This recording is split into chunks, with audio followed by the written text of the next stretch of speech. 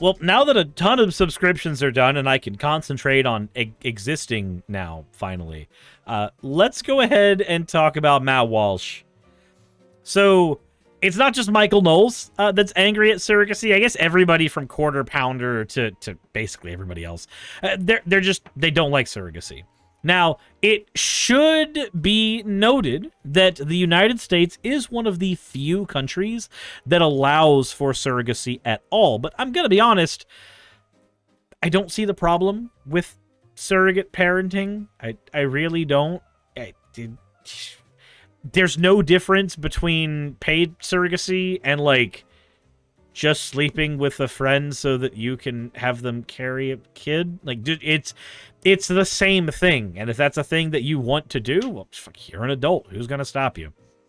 But let's go ahead and take a look at what Matt Walsh has to say about it, because he's always such a bastion of just mental dominance. Now, if you are not the perceptive sort, you might listen to all this and say, well, this is unfair to gay couples. What if they want to have children? What are they supposed to do? Don't we need to have some kind of system in place to help them achieve their parenthood dreams? The answer to that question is no, we don't. All right. So fuck you, actually. If there are people who want to be parents to kids and can be parents to kids and are fit parents for children, then they should be allowed to. This is... So the surrogacy conversation that's been going on Twitter for a while from Michael Knowles and Quarter Pounder and Walsh and all of them, it seems to encompass not just surrogacy, but also adoption. Should gay couples be allowed to adopt? Well, according to them, no. According to people like this, no. Now, why do they not think that gay couples should adopt? Most of them think that the couples are not going to be fit parents. That's really what it boils down to. They think that gay couples are not fit parents, except for the fact that, you know, gay couples raise kids just perfectly fine. Cis couples can raise kids. Trans couples can raise kids. Hetero couples can raise kids. It doesn't matter. Couples can raise kids. There's nothing wrong with that. Homosexual unions are sterile by their nature. It's not an exception to the rule. So what happens when there are people who are... they themselves sterile? Like if somebody wears tighty-whities too long, should they not be allowed surrogacy or adoption because they're sterile? When they are. It's not the result of sickness or genetic defect. When a homosexual couple's unable to have children, none of them are able or have ever been able or ever will be able. That is a sign from nature, about as glaring and obvious as signs as you can ever see, that gay couples are not meant to have kids. And cancer is a sign from nature that you're not meant to be alive, I guess. Look, nature is not a sentient being. Nature does not send signs to people for them to learn from. Nature just exists. It's a thing that's out there. And trying to look at nature as some type of prescription on the moral human condition is about as stupid as one can get. Because again, in nature, we see things like cats raping each other a lot, or squirrels doing that. We see ducks with corkscrew penises. That doesn't mean that I need to have a corkscrew penis. Nature says nothing about morality. It should say nothing about morality, and we should never look at it as a way to determine if something is moral. And this comes from the place of assuming that things that are natural are necessarily moral. This is the same thought process that people get into when they fall for, like, oh my god, this food, it's all organic. It's only stuff found in nature. That means it's good for me. But then you look at the actual food and realize, oh, this isn't that much different than most of the processed foods that already exist out there. And by processed, I mean the stuff that got factory farmed. I'm not talking about, like, your Franken patties at McDonald's. When we think that something is natural and therefore that makes it good for the body, the counterpoint is arsenic. When we think that something is natural and therefore it's good, the counterpoint is rape in the animal kingdom. It turns out that it does not matter, and it has never mattered, what nature says, because nature is not a sentient being that can say shit. At no point does nature say anything. Also, the audio is about to get a little quieter because I realize that my OBS audio has been really loud lately, which I don't know. Hopefully this is a little better. But nature's not a person. Nature doesn't hand me a sign in the grocery aisle saying, coupon, 10% off, squirrel rape. I'm sorry. That's not a thing. Otherwise, again, yes, cancer would be a sign that I'm just not meant to live. Somebody being sterile would be a sign they're just not a fit parent. And somebody being sterile would, somebody not being sterile would be a sign that they are meant to be a parent. And then that person beats their kids, and we realize that they weren't actually meant to be a parent. They're meant to be in a prison cell. But they're not meant to have kids because they cannot ever have kids, because kids are meant to have both a mom and a dad. No. We don't have any studies that confirm conclusively that kids grow up significantly worse by having a specifically mother and father, as opposed to just having a stable co-parenting situation where there is a person taking on a masculine type role, a more dominant type role, and somebody taking on a more feminine role, a more nurturing role. So long as they have those pieces, that's the part that matters. We have done studies that show that children work better when they have those two dynamics there, but just as those dynamics can be in reverse order, you can have the more nurturing, mothering dad, and you can have the more go-getting, aspirational mother going out and earning the paycheck. You can have that dynamic, and it functions just as well for kids growing up as anything else. Because of that, we basically have concrete evidence that you can have that in any variety of genders. It doesn't matter. All that matters is that the living situation is happy, healthy, stable, and that those roles are being taken care of. As long as all the roles are covered, then you're good. Also, how's it going, Ocean? And that's what we see bared out when we look at the studies as well. You want the two parental figures that evolutionarily we have classically had. You want the more paternal figure and you want the more maternal figure. Doesn't matter if it's a woman, doesn't matter if it's a guy, doesn't matter if it's anything in between. This is just Matt, again, doing the thing that he does, where he looks at nature and goes, it's natural, therefore it is good. Arsenic's natural, therefore you should eat it. Now, it's true that plenty of kids end up with just one of those, or sometimes none, but this just means that something went wrong. No. It doesn't mean something went wrong. It means something happened that you don't agree with. In that case, you do the best you can to compensate. But with surrogacy, we are designing children from the outset to be motherless or fatherless. Okay. So if they're designed that way, then wouldn't it follow that they'll be more stable in that scenario? That's what designed to be means, Matt. Now, maybe you just meant to use different words from your English hole that didn't mean that the kids were designed and therefore adapted into a better environment for them. But who knows? This is just Matt speaking flippantly from the mouth. If a kid is designed to be motherless, then the kid is better adapted to being motherless. But again, I know that's not what he means. I just think it's funny to make fun of his mouth words.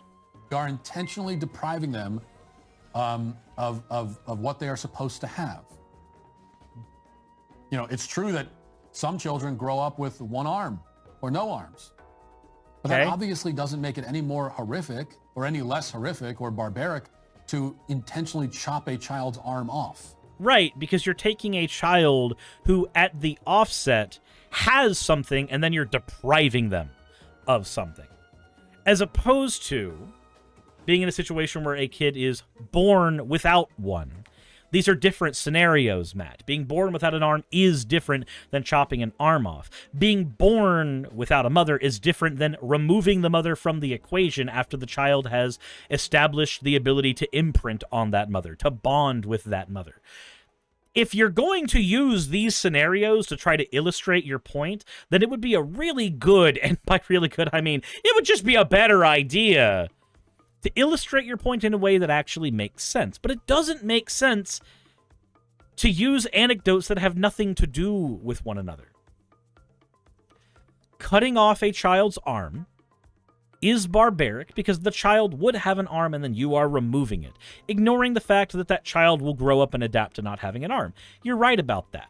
If a kid grows up with a mom and then you remove the mom, well, you're halfway from getting the kid to be Batman, but realistically, you're also removing something that that kid had once. If a kid is born into a situation where they have two fathers, or two mothers, or, fuck it, two NBers, in any of these scenarios, that kid is going to grow up adapted to that. And as long as the parents involved are providing a happy, healthy, loving home for the child, that should be all that matters. You don't create a happy, healthy, loving, and stable home for children merely by having one person with a wang and one person with taco. That doesn't automatically make a happy, healthy, and stable home. But according to Matt Walsh, it does, I guess. You know, the fact that some children end up that way, yes, but a child is supposed to have two arms at birth. Right. So there are things that a child who grows up with only one arm will naturally not be able to do. But there are things that a child who grows up with two parents that are the same gender, they'll still be able to do everything that any other kid can do. Like, there's nothing that's being deprived of them at that point. Not really. You can't catch a ball with a left hand that doesn't exist, but if you still have two parents, you got two parents.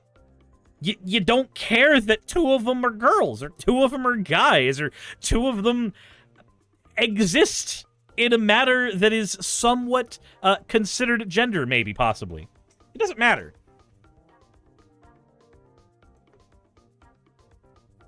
And to intentionally design a child to only have one, we would all agree it's like mad scientist horror.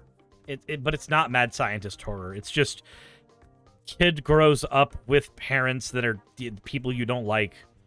There are kids who grow up all the time right now with parents that I don't like. I meet them all the time in the grocery store. I see them whenever I go on an airplane, and they aren't shutting their kid the fuck up on the airplane. I'm not going to try to deprive that parent of the ability to raise their kid merely because I'm quite irate at their child right now because they simply won't shut up. Or in the case of one recently, meowed in my ear. Yeah, that was weird. That one happens at the card shop sometimes. It's just a kid who runs around meowing in people's ears. That's weird. Not a fan of that. But so that's wild. It is. And I would like less of it. Said, oh no, not your cat. No, there's just a guy who goes to one of the card shops I go to, has a kid that just runs around meowing in people's ears.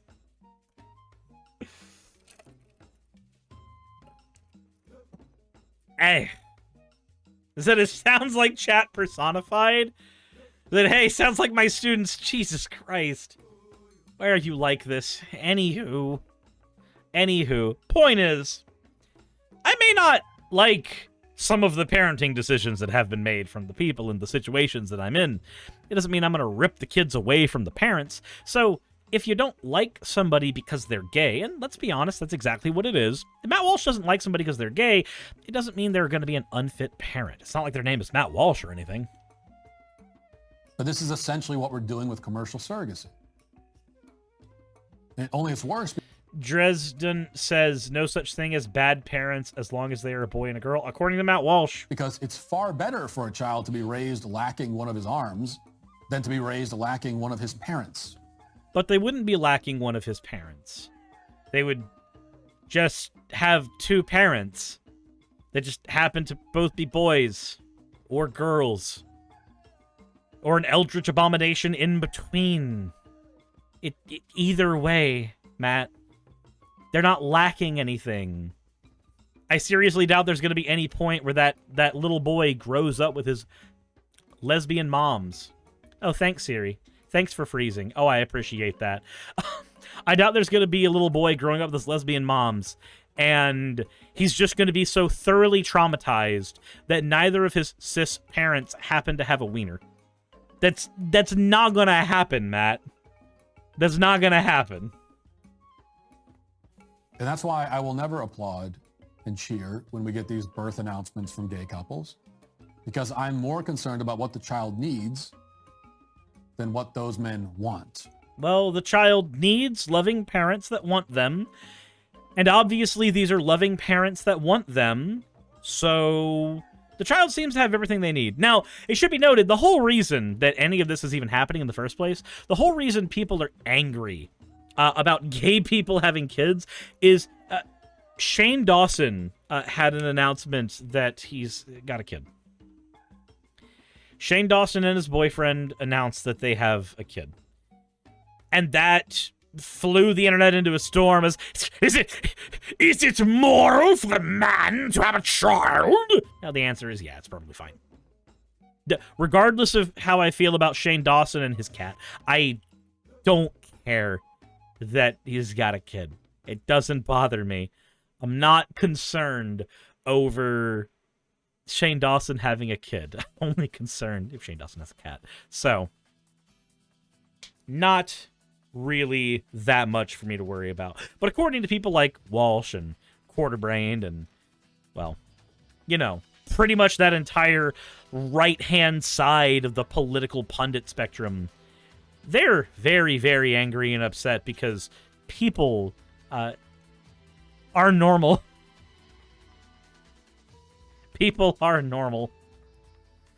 So I'm going to be real with you. Even if Shane Dawson was straight, I don't think that he'd have been allowed to raise a child, but that might be extremely unethical to enforce.